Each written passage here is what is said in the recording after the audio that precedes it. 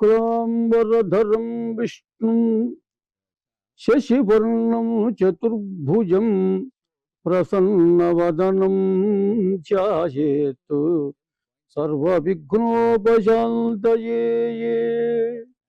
గజాననం భూతగణాతిసేవితం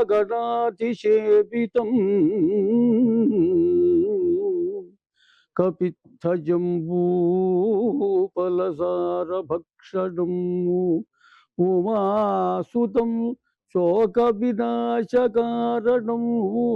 నమామి విఘ్నేశ్వర పాదపంకజం. శ్రీవేంకటాచలాధీశం శ్రియాధ్యాసితవక్షసం శ్రితచేతనమందారం శ్రీనివాసమకం భజేయే. మాలాం కుండిల్చడమరుం శూలం శంఖం సుదర్శనం దధానం భక్తవరదం దత్తాత్రేయం నమామ్యకం. సదాశివసమారంభాం శంకరాచార్యమధ్యమాం అస్మదాచార్యపర్యంతాం వందే గురుపరంపరం. గురుర్బ్రహ్మా గురుర్విష్ణు గురుర్దేవో మహేశ్వరః గురుః సాక్షాత్ పరం బ్రహ్మ తస్మై శ్రీ గురవే నమః. శ్రీ గణేశాయ నమః. శ్రీ వెంకటేశాయ నమః. ఓం నమో వెంకటేశాయ. శ్రీ వెంకటాచల మహాత్మ్యం కార్యక్రమానికి స్వాగతం. సివిఆర్ ఓం ఛానల్ని చూస్తున్న భక్త మహాశయులందరికీ కూడా ఆశీస్సులను ముందుగా తెలియజేస్తున్నాను. నిన్న 23వ భాగంలో చెప్పినటువంటి యొక్క విషయాన్ని మళ్ళీ కొంచెము చెప్పుకొని ఈరోజు కథను ప్రారంభిద్దాం. అయితే మరి నిన్న ఏం జరిగింది అంటే, సోదమ్మ వేషంలో శ్రీనివాసస్వామి వారు పద్మావతి అమ్మవారిని తప్పనిసరిగా ఎలాగైనా చేసుకోవాలనేటువంటి యొక్క ఉద్దేశంతో పట్టుదలతో ఉన్నారు. అందుకని ఆయన ఆ సోదమ్మ వేషాన్ని ధరించి నారాయణపురానికి వచ్చి ఆకాశ మహారాజు గారి యొక్క భార్య ధరణీదేవి పిలిస్తే లోపలికి వెళ్ళి ఆమె అడిగినటువంటి యొక్క అన్ని విషయాలకు కూడా చాలా చక్కగా అద్భుతంగా సమాధానం చెప్పారు. చాలా ఆశ్చర్యపోయింది ధరణీదేవి. చివరిగా ఏం చెప్పారంటే, ఆమె అడిగినవన్నీ చెప్పి, అమ్మా మహారాణి, మీ అమ్మాయికి ఒంట్లో బాగలేదు, బాధపడుతున్నది. ఇది వరకు ఉద్యానవనంలో ఒక అందమైనటువంటి యొక్క పురుషుణ్ణి చూచి మోహించింది. అప్పటి నుంచి ఆమె కామజ్వరంతో బాధపడుతున్నది. కాబట్టి నువ్వు వేరే ఆలోచించక ఆ వెంకటాద్రి యందు నివసించేటువంటి ఆ పురుషుడికే నువ్విచ్చి పెళ్లి చేయాలి ఆ అమ్మాయిని. లేకపోతే ఆ అమ్మాయి ఎక్కువ రోజులు ఉండదు అనేటువంటి యొక్క విషయాన్ని బల్లగుద్ది చెప్పారు. ఎట్లాగైనా సరే ఆమెను ఒప్పించాలనే ఉద్దేశంతో ఇంకా అనేక రకాల విషయాలను చెప్పి ఆమె చేత ఒప్పించారు. ఆమె ఒప్పుకున్నది. తప్పనిసరిగా మా అమ్మాయి పద్మావతిని ఆ వెంకటాచలంలో ఉండేటువంటి యొక్క పురుషుడికి, అంటే ఆ శ్రీనివాసునికే ఇచ్చి వివాహం చేస్తాను అని చెప్పి ఒప్పుకున్నది. సరే, ఒప్పుకునేటట్లుగా చేసి మొత్తానికి తన పని అయిపోయింది. కాబట్టి వెంటనే స్వామివారు మళ్ళా ఆ వెంకటాద్రికి ప్రయాణమై వెళ్ళారు. ఈ విషయము మహారాజుకు తెలియజేసింది ఆ మహారాణి. తర్వాత ఈ శ్రీనివాసుడు ఇదివరకు ఒకళ్ళమ్మ వారిని వెళ్ళమని చెప్పాడుగా నారాయణవనానికి. ఈ సోదిలో కూడా చెప్పింది ఆ సోదమ్మ.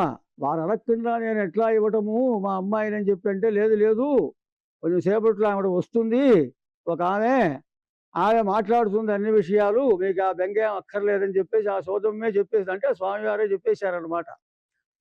అందువల్ల అలా చెప్పిన విధంగా వెంటనే ఆ వకుళాదేవి ఇదివరకు వెళ్ళిందిగా, మరి కపిలతీర్థం వెళ్ళింది, అక్కడి నుంచి ఆ అగస్త్యేశ్వర ఆలయానికి వెళ్ళింది. అక్కడ పద్మావతి అమ్మవారి చెలికెత్తలు కలిశారు. వారిని అడిగితే వారు మేము అభిషేకం చేయించడానికి వచ్చాము ఇక్కడికి, మా రాజుగారు చెప్పారు, మేము పద్మావతి చెలికెత్తలము అది ఇది అని చెప్పారు వాళ్ళు. అప్పుడు చాలా సంతోషించింది ఆమె ఒకళ్ళమ్మ. సరే అభిషేకం అంతా అయిపోయిన తర్వాత వాళ్ళంతా కలిసి ఆ నారాయణ వనానికి వెళ్ళారు. తర్వాత ఇక్కడికి అంతఃపురానికి వచ్చింది ఆ వకుళాదేవి. వచ్చిన తర్వాత ఆమెని స్వాగతం చెప్పారు ఆమెకి. వెంటనే ఆవిడే కుశల ప్రశ్నలు వేసింది. మహారాణి ఆమెను అడిగింది, కన్యాపేక్ష ముఖ్య కార్యం అంటే నేను అమ్మాయిని చూడటం కోసమే వచ్చాను, అమ్మాయిని అడగటం కోసం వచ్చాను, మా అబ్బాయికి చేసుకోవటానికి అనేటువంటి యొక్క విషయం అన్ని విషయాలు తెలియజేసింది. మా అబ్బాయి చాలా గొప్పవాడు, గుణవంతుడు, విద్యావంతుడు, ఐశ్వర్యవంతుడు అది ఇది అని చెప్పేసింది. చాలా సంతోషం కలిగింది మహారాణికి. ఎందుకంటే అది వరకే కదా ఆ సోదమ్మ ఒక ఆమె వస్తుందని చెప్పింది, అది సత్యమైందిగా. అందువల్ల చాలా ఆనందాన్ని పొందిందనమాట. వెంటనే ఈ కబురు ఆకాశ మహారాజుకు వెళ్ళి చెప్పింది. తర్వాత ఆకాశ మహారాజు కూడా చాలా సంతోషించాడు. వెంటనే వాళ్ళ అబ్బాయిని పిలిచి, నాయనా రే, నువ్వు స్వర్గలోకానికి వెళ్ళి బృహస్పతి వారిని తీసుకురారా అని చెప్పేసి ఒక కాగితం మీద రాసి పంపించారు. అంటే ఒక పత్రం అన్నమాట, శుభపత్రాన్ని రాసి పంపించారు. అది చూసినటువంటి యొక్క బృహస్పతి భూలోకానికి వచ్చాడు, మహారాజు గారిని వచ్చి కలిశాడనమాట. నేను అంతవరకు మనం చెప్పుకున్నాం. ఈరోజు తర్వాత ఏమైందో మనం చెప్పుకుందాం. ఏడుకొండలవాడ వెంకటరమణ గోవింద ఇలాగా ఆకాశ మహారాజు గారు ఆహ్వానిస్తే బృహస్పతి వచ్చాడు. బృహస్పతికి స్వాగతం చెప్పి అర్ఘ్యపాద్యాదులు ఇచ్చాడు ఆకాశ మహారాజు. యోగక్షేమాలన్నీ కూడా అడిగాడు. అయ్యా మహానుభావ, మిమ్మల్ని పిలిచిన కారణం ఏమిటంటే, మా అమ్మాయికి నేను వివాహం చేద్దామని అనుకుంటున్నాను. ఇప్పుడే ఆ వకుళాదేవి గారు ఇక్కడికి వచ్చారు. సవిస్తరంగా అన్ని విషయాలు ఆవిడ చెప్పింది. మేము చాలా సంతోషించాము. మాకు కూడా ఇష్టమే ఆ శ్రీనివాసుడికి మా అమ్మాయిని ఇవ్వటం. అయితే ముహూర్తాలవి కూడా పెట్టాలి కదా స్వామి, అందువల్ల మీకు కూడా చెప్పి మీరు ఎలా నిర్ణయం చేస్తే అలా మేము వివాహం చేయటానికి చూస్తున్నాం, అందుకనే మిమ్మల్ని పిలిపించాం అని బృహస్పతికి ఆకాశ మహారాజు చెప్పాడు. సరాజ్ఞోవచనం శ్రుత్వా రాజానం ప్రత్యభాషతాగా. ఆ బృహస్పతి చాలా సంతోషించి మహారాజు గారితో మాట్లాడాడు. యా మహారాజా, చాలా సంతోషకరమైనటువంటి యొక్క వార్తను చెప్పారు. మేమంతా కూడా ఆ భగవంతుని యొక్క అనుగ్రహంతో, మీబూటి వారి యొక్క సహకారంతో మేము జీవిస్తూ ఉన్నాము. ఒక మాట ఏమిటంటే, మేము భూలోకానికి ఎప్పుడు రాము. ఇలాగా మీబోటి వాళ్ళు ఎప్పుడైనా పిలిస్తే సందర్భాన్ని బట్టి ఎప్పుడైనా ఒకసారి వస్తాం. అంచేత ఇక్కడి విషయాలు అంతగా మాకు బాగా తెలియదు. అందువల్ల నేను ఇక్కడ ఉండేటువంటి యొక్క విషయాలను గురించి అడిగితే పెద్దగా నేనేమి చెప్పలేదు. అంచేత అత్రైవ ఉత్తర దిగ్భాగే పంచక్రోశమితే నృప శుకోస్తి వ్యాసతనయ శ్రీనివాసపరాయణ. ఇక్కడే ఒక 5 కోసుల దూరంలో మహానుభావుడు బ్రహ్మవేత్త శ్రీశుకుల వారు ఉన్నారు ఇక్కడ. శుకమహర్షి అంటే వ్యాస భగవానుడు యొక్క కుమారుడు. ఆ శుకమహర్షి ఎవరు? వ్యాస భగవానుడు కుమారుడే. ఆయన పరీక్షణ్ మహారాజుకి భాగవతం చెప్పారు 7 రోజుల్లో. ఆయన చెప్పినప్పటి నుంచే భాగవత సప్తాహం అనేటువంటి యొక్క ఆ ప్రక్రియ అనేది మొదలైంది ప్రపంచంలో. అది ఆయన శుకులవారంటే. శుకులవారు కూడా ఉన్నారన్నమాట. స్వామివారి ఇక్కడికి వచ్చినప్పుడు వారు కూడా అంటే మహానుభావులు కదా వారు. ఈ లౌకిక విషయాలతో వారికి సంబంధం ఉండదు కదండి. వారు తపస్సు చేసుకుంటూ భగవంతుణ్ణి నిరంతరము ధ్యానం చేస్తూ జీవితాన్ని గడుపుతూ ఉంటారు. ప్రాపంచికమైనటువంటి యొక్క ఈ విషయాలతో వారికి సంబంధం ఉండదు. అందుకనే భగవంతుడు కూడా వారిని అనుగ్రహించి, అయ్యో పాపం ప్రపంచాన్నంతా వదిలిపెట్టి నన్నే 24 గంటలు స్మరణ చేస్తున్నారు సంవత్సరాల తరబడి అని వారికి ఏ రకమైనటువంటి యొక్క రోగములవి లేకుండా వారి ఎప్పుడు కూడా ఆరోగ్యంగా ఉండే విధంగా వారి యొక్క తపస్సు ఎలాంటి యొక్క ఇబ్బందులు కలగకుండా జరుపుకునేటట్లుగా భగవంతుడు ఎప్పుడూ వారిని ఆశీర్వచనం చేస్తూ ఉంటాడు. అందుకనే మహర్షులు వేల వేల సంవత్సరాలు తపస్సు చేస్తూ ఉంటారు. మనము వారిని ఎప్పుడు కూడా పోలిక పెట్టుకోకూడదు వారితోటి. అన్నాళ్ళు ఉంటారా, అన్ని వేల సంవత్సరాలు ఉంటారా, మేము ఉండట్లేదు కదా, నీతోటి వాళ్ళని కంపారిజన్ చేసుకుంటే ఎట్లాగా? అది తప్పు కదా. ఎప్పుడు కూడా ఇదే విషయంగా తపస్సు అనేది కాదు. ఆ యుగాల్లో వారు ఏమేమి చేసినప్పుడు కూడా వారు ఆ పనులు చేయటానికి సమర్థత ఉన్నటువంటి వారు. ప్రతి విషయం, పతివ్రతల విషయం కావచ్చు, మహారాజుల విషయం కావచ్చు, భక్తుల విషయం కావచ్చు, ఋషుల విషయం కావచ్చు, ఏదైనా కావచ్చు, వారు మానవులు చేయలేనటువంటి యొక్క పనులన్నీ కూడా చేస్తూ ఉంటారు. మనకంత శక్తి లేని వాళ్ళం మనం. అందువల్ల శక్తి లేనటువంటి వాళ్ళము అద్భుతమైన శక్తి కలిగి ఉన్న వాళ్ళతో పోల్చుకుంటే ఎట్లాగా? ఒక బలవంతుడు ఉన్నాడు అనుకోండి, వాడితో బలహీనుడు పోల్చుకుంటే ఎట్లా? కాబట్టి అలాగే కోటీశ్వరుడు ఉన్నాడు, కోటీశ్వరుడితో దరిద్రుడు పోల్చుకుంటే ఎట్లాగా? పోల్చుకుంటామా? పోల్చుకోలేం కదా. అదిగో అలాగనమాట. అలాగే శక్తిమంతులైనటువంటి యొక్క వారితో మనము మానవులము అజ్ఞానంలో ఉంటాం. ఎప్పుడు కూడా పొట్టగూడు కోసం తాపత్రయపడుతూ ఉంటాం తప్ప వేరే రకంగా ఆలోచన ఎప్పుడు కూడా మనం చేయలేము. మన పరిస్థితి అది. అందువల్ల ఏమిటంటే ఎప్పుడు కూడా భక్తులు, ఋషులు వీళ్ళంతా కూడా నిరంతరము భగవన్నామ స్మరణ చేస్తూ, ధ్యానం చేస్తూ, తపస్సు చేస్తూ వారు జీవితాన్ని గడుపుతూ ఉంటారు. అలాగా శుకమహర్షి వారు మరి ఇప్పటి వరకు కూడా ఉన్నారు. ఎన్ని సంవత్సరాలు ఉన్నాయో ఎవరికి తెలియదు. అందువల్ల ఆయన గురించి ఎవరు చెప్పారు? బృహస్పతి చెప్పాడు. ఆయన బృహస్పతి ఎక్కడ ఉంటాడు? స్వర్గలోకంలో ఉంటాడు. ఇంద్రుడి దగ్గర ఉంటూ ఉంటాడు ఆయన కొలువులో.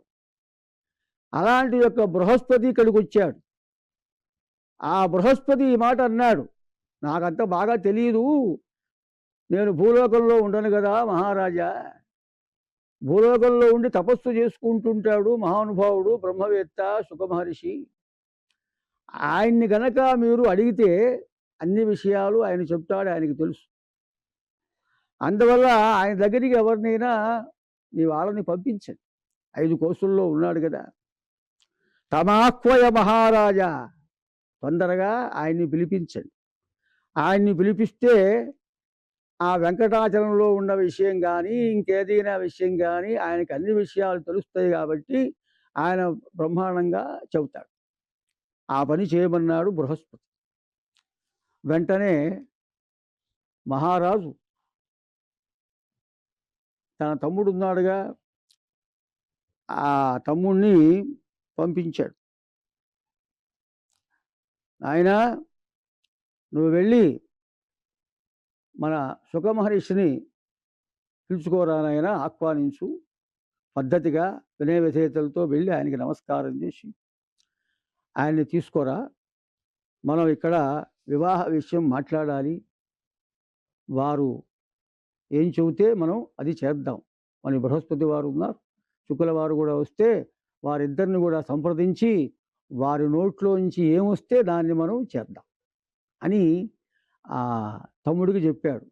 ఆ తమ్ముడు ఎవరంటే ఆయన పేరు తొండమానుడు. ఇద్దరు వీళ్ళ అన్నదమ్ములు. ఆకాశ మహారాజు పెద్దవాడు, తొండమాను చక్రవర్తి రెండోవాడు. సరే అన్నయ్య అని చెప్పేసి ఆయన నమస్కారం చేసి బయలుదేరి ఆయన ఎక్కడున్నాడో అక్కడికి వెళ్ళాడు.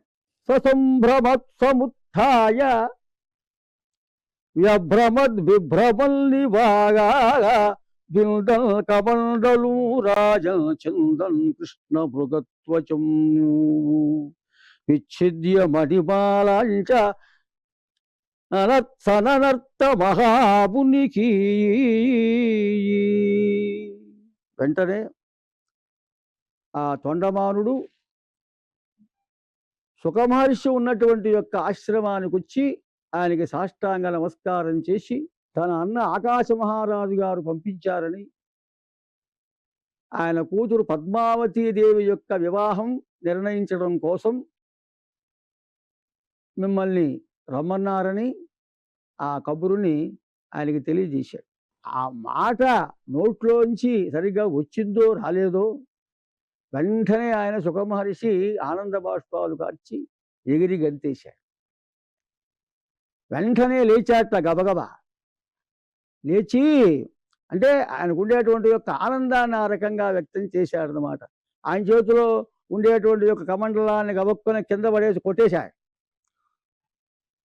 వెంటనే ఆయన వేసుకునేటువంటి యొక్క జంక చర్మం ఉంది, దాన్ని చించేశాయట. ఆయన వేసుకున్నటువంటి యొక్క మాలలు ఉంటే వాటి తెంచేశాయట. ఇదేమిటి పిచ్చివాళ్ళ చేస్తున్నాడు అని అనిపించవచ్చు. పిచ్చివాడు కాదు అది. ఆయనకు ఉండేటువంటి యొక్క ఆనంద పారవశ్యంలోకి వెళ్ళిపోయినాడు ఆయన. తట్టుకోలేక, ఆహా, పద్మావతీదేవి అమ్మవారిని మా స్వామికి ఇస్తున్నారా, ఎంత అద్భుతమైన విషయం, ఎంత ఆనందకరమైన విషయం, చాలా శుభవార్తని విన్నానే మహారాజా, ఎంత తీపి కబురు చెప్పావయ్యా, నేను తట్టుకోలేకుండా ఉన్నాను ఈ వార్త విని అని క్షణం సేపు ఆయన యొక్క బుద్ధిలో లేదుట. నిజంగా పిచ్చివాళ్ళలాగానే అయిపోయినాడు ఆయన. తద్బుద్ధి అవశంగత అన్నారు. అవశం అంటే ఆయన వశం లేకుండా పోయింది అన్నారు. అట్లాగా ఆయన తన యొక్క ఆనందాన్ని వ్యక్తం చేశాడు. సాధూదితం వక్ష్యముదార విక్రమాగా త్వయా హరేర్వెంకట శైలవాసినకాగా కన్యా ప్రదానం పురుషద్ధ సాధనం సమస్తలోకస్య పవిత్ర కారకం. ఎంతో అద్భుతమైన విషయం చెప్పావయ్యా ఓ తొండమాను. వెంకటాచలంలో ఉండబడేటువంటి యొక్క వెంకటేశ్వరునికి ఆ కన్యని దానం చేయబోతున్నాడా మీ అన్న ఆకాశ మహారాజు. ఓహోహో, ఇది పురుషార్థ సాధనమయ్యా. పురుషార్థ సాధనం అంటే ఇదే. అంటే కన్యాదానం చేయటం కూడా చాలా గొప్ప విషయం. అందుకనే కన్యని దానము అన్నారు. ఎందుకు కన్యాదానం చెయ్యాలి అంటే, కన్యని గనక వేరే వారికి అంటే ఒక పురుషుడికి దానం చేస్తే ఆ పురుషుడు కూడా సరైన వాడై ఉండాలి. ఎవరో హరికి చేయటం కాదు, యోగ్యత ఉండాలి. అందువల్లనే మన వాళ్ళు వివాహం చేసేటప్పుడు వాళ్ళ యొక్క వంశము, వాళ్ళ యొక్క పద్ధతి, వాళ్ళ యొక్క సాంప్రదాయము, వాళ్ళ యొక్క ఆచారాన్ని చూచి 10 మందిని అడిగి తెలుసుకొని అది నిజమే అని చెప్పి అనుకుంటే, నిజమని చెప్పి తెలిస్తే అప్పుడు వాళ్ళు ముందుకు వెళ్ళమన్నారు. విజేతలంటే అధర్మం అనేది ఉండకూడదు, పాపపు ఇల్లు అవ్వకూడదు, పాపాచార పరులు అవ్వకూడదు. వాడు మంచి వాళ్ళకి మంచి వాళ్ళే దొరకాలి. అంచేతనే మరి ఆ వివాహం మనం ఎవరితోనైనా కుదుర్చుకునేటప్పుడు ఇవన్నీ కూడా ఆలోచన చేసే ముందుకు వెళ్ళాలి. అప్పుడే ఆ కన్యాదాన ఫలం అనేటువంటిది కన్యాదాతకి దక్కుతుంది.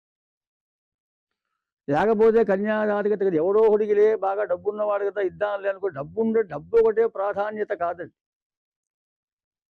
వివాహ వ్యవస్థ అసలు అనేది ఎందుకు వచ్చిందంటే వీటిని ఆశ్రమాలు అన్నారు. బ్రహ్మచర్యము మొదలు, గృహస్థాశ్రమము రెండో ఆశ్రమం, వానప్రస్థం మూడో ఆశ్రమం, సన్యాసము నాలుగో ఆశ్రమం. 4 ఆశ్రమాలు. పురుషుడు బ్రహ్మచర్యముని పాటించి చక్కగా శాస్త్రాధ్యయనం చేసి, వేదాధ్యయనం చేసి, ధర్మశాస్త్రాలను అధ్యయనం చేసి, ఆ అధ్యయనం చేసినటువంటి యొక్క ఆ విషయాలు ఏవైతే ఉన్నాయో ఆ ధర్మాలు, వాటిని మంచి భార్యను స్వీకరించి ఆమెతో సహా కలిసి ఆ ధర్మాచరణ చెయ్యాలి. గృహస్థు ఏం చేయాలో, బ్రహ్మచారి ఏం చేయాలో, తర్వాత వానప్రస్థుడు ఏం చేయాలో, తర్వాత సన్యాసి ఏం చేయాలో, ఇవన్నీ కూడా మనకి శాస్త్రములలో, పురాణములలో చాలా అద్భుతంగా, విశదంగా, వివరంగా చెప్పబడ్డాయి. అందువలన కేవలం ఏదో సరదాగా ఏదో ఉండటం చేయటం దానికోసం కాదు. సరదాగా ఉండొద్దని చెప్పలే, దానికే, దీనికే. అందుకనే మనకి శాస్త్రంలో కూడా ఏం చెప్పారంటే ధర్మం ఎప్పుడు చేయాలి, అర్థం ఎప్పుడు సంపాదించాలి, ఎప్పుడు కామంతో తృప్తి పడాలి. ఇవన్నీ కూడా దానికి తగినటువంటి యొక్క సమయాలను నిర్ణయించారు, తిథులను నిర్ణయించారు, ఏ వారం ఏం చేయొచ్చో ఏ వారం ఏం చేయకూడదో చెప్పారు. వీటన్నిటినీ చెప్తేనే గృహస్థాశ్రమంలో ఉండి కూడా మోక్షాన్ని పొందొచ్చు. కేవలం సన్యాసం తీసుకుంటేనే మోక్షం అని కాదు. గృహస్థాశ్రమంలో ఉన్నవాళ్ళు కూడా గృహస్థాశ్రమాన్ని స్వీకరించి భార్యతో ఉంటూ మంచి సంతానాన్ని కని భగవంతుడి యందు భక్తితో, ధ్యానంతో, నిష్ఠతో వారు కూడా మోక్షాన్ని పొందినటువంటి వాళ్ళు ఎంతోమంది మహారాజులు, భక్తులు మనకి పురాణాల్లో చెప్పిన వాళ్ళు ఉన్నారు. మనం చదవాలి, తెలుసుకోవాలి. అప్పుడే మనకి విషయ జ్ఞానము ఏమిటి అది దాంట్లో ఏం చెప్పారనేటువంటి తెలుస్తుంది. లేకపోతే మరి ఏం తెలియదు కదా. కాబట్టి ఇక్కడ ఇప్పుడు ప్రస్తుతం మనకి ఈ బ్రహ్మవేత్త అయినటువంటి ఈ శుకులవారు పురుషార్థ సాధనం అన్నారు. అందుకు చెప్పారు ఇది పురుషార్థములు ఏవైతే ఉన్నాయో ధర్మార్థ కామ మోక్షములు, చతుర్విధ పురుషార్థములు, ఆ అమ్మాయిని పద్మావతిని వెంకటేశ్వరునికి ఇస్తే ఈ 4 పురుషార్థములను ఆకాశ మహారాజు సాధించినట్లే. దాంట్లో ఇక సందేహం ఏముంది అని ఆయన చెప్పేశారు. ఆయన చెప్పారంటే అంతే, ఇంకా బ్రహ్మవేత్త కదా ఆయన. కన్యాదానం ఆ వెంకటేశ్వరునికి ఇస్తే కేవలం ఈయనకి పుణ్యం రావటమే కాదు, పురుషార్థములను ఈయన సాధించటం ఒకటే కాదు, సమస్త లోకస్య పవిత్ర కారణం. సమస్త లోకాలకి ఇది పవిత్రం, ఇది పుణ్యం. అందుకనే స్వామివారి యొక్క కళ్యాణము చూచిన, చేయించిన, చేసిన గొప్ప పుణ్యం కలుగుతుంది అన్నారు. అందుకనే నిత్య కళ్యాణం తిరుపతిలో ప్రతిరోజు ఎందుకు కళ్యాణము చేస్తున్నారు? భక్తులందరినీ కూర్చోబెట్టి కళ్యాణం చేయించడంలే. స్వామివారి యొక్క కళ్యాణం చేస్తే మనకు కూడా కళ్యాణం జరుగుతుంది. అంటే కళ్యాణం అంటే శుభం అని అర్థం. కళ్యాణం భావుకం భవం అని మనకి డిక్షనరీలో చెప్తారు. అందువల్ల కళ్యాణం అంటే శుభము అని అర్థం. అలాగా పవిత్రకారకం, ఎంత గొప్ప మాట చెప్పావయ్యా అని చాలా సంతోషంతో ఆ మహారాజుని మెచ్చుకున్నారు. అంటే తొండమాను మహారాజుని మెచ్చుకున్నారు అన్నమాట. వెంటనే ఆయన ఏం చేశాడు? గబగబా వెళ్ళి ఆ పద్మతీర్థంలో మునిగి చక్కగా స్నానం చేసి శుకులవారు మధ్యాహ్నం చేయవలసినటువంటి యొక్క సంధ్యావందనాన్ని చేసుకుని కొత్తగా మళ్ళా వస్త్రాలను ధరించారు. ఆయన బ్రహ్మవేత్త కదా, ఆయనేం పట్టుబట్టులను పట్టు వస్త్రాలు కట్టుకుంటాడు, అవన్నీ ఏం కట్టుకోడు ఆయన. ఆయన ఎంతసేపు జంక చర్మాన్ని చుట్టుకొని ఉండటము, దర్భలతో తయారు చేసినటువంటివి వాటిని ఆయన ఎప్పుడు కూడా పెట్టుకుంటూ ఉంటారు, ధరిస్తారు. ఇప్పుడు ఇక్కడికి పిలిచాడు కదా ఈయన రమ్మనమని, మహారాజు గారి దగ్గరికి వెళ్తున్నాడు కదా, అందుట్లో స్వామివారి యొక్క వివాహం విషయం కదా. అందుకని ఆ ఆలోచనతో దర్భలతోనే గబగబా ఆయనే తయారు చేసుకున్నట్ట, ఒక కిరీటంలాగా తమాషగా తయారు చేసుకొని తలకాయ మీద పెట్టుకున్నాడట ఆయన. తర్వాత అలాగే దర్భలతోనే ఒక కవచాన్ని తయారు చేసుకున్నాడు. అలాగే కొన్ని పూలమాలలు వేసుకున్నాడు, తులసి మాలలు వేసుకున్నాడు. అలాగే చెవులకు కూడా కొన్ని ఏవో పెట్టుకున్నాడు ఆ దర్భలతో తయారు చేసుకొని. ఈ రకంగా చక్కగా తయారయ్యి ఆ శ్రీశుకుల వారు బయలుదేరారు. తొండమాను మహారాజు ఈయన్ని గుర్రం మీద కూర్చోబెట్టుకొని ఈయన్ని తీసుకొని వెళ్ళాడనమాట. పురోహితం పురస్కృత్యాగా కుశమూల ఫలోదకైకీ అభియాతస్తదా రాజా సంతోషం ప్రాప సాపుజీజీ.